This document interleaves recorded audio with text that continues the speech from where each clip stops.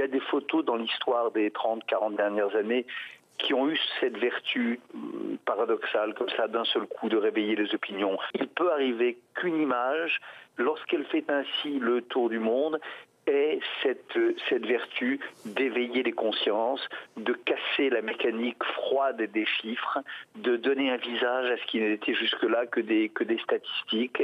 C'est difficile de dire ça, parce qu'un enfant qui meurt, il meurt d'abord pour rien, il meurt de manière atroce, mais elle peut avoir cette petite vertu-là. Je le crois, oui, c'est possible. Pour une fois, vous êtes d'accord? Non, il n'a pas honte, lui, franchement. Il n'a pas honte, il ferait mieux de rester caché. Hein. Vous savez, je vais citer Audiard, les cons, ça ose tous, et d'ailleurs à ça qu'on les reconnaît. Parce que franchement, avec ce qui advient aujourd'hui, il ferait mieux de rester chez lui.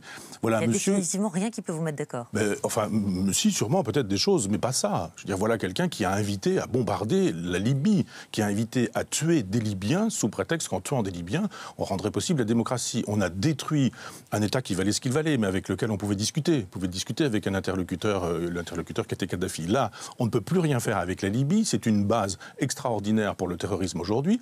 Responsable de rien, coupable de rien, Bernard-Henri Lévy, il s'en vient de nous expliquer qu'il faudrait ceci, il faudrait cela. On a vu d'ailleurs des photos de lui récemment où il donne des conseils aux gens qui combattent, etc. Donc il y a juste un moment donné où il fait un peu de pudeur. Tous ces gens qui ont rendu possible cet enfant mort, et Bernard-Henri Lévy en fait partie. Il est complice. Oui, évidemment. Évidemment, il est complice. Comme d'autres sont complices. Les présidents de la République d'hier et d'aujourd'hui qui défendent exactement la même ligne et qui disent aujourd'hui « Oh là là, c'est effrayant, cette photographie. » C'est effrayant, mais ce sont des criminels, ces gens-là. Leur politique est criminelle.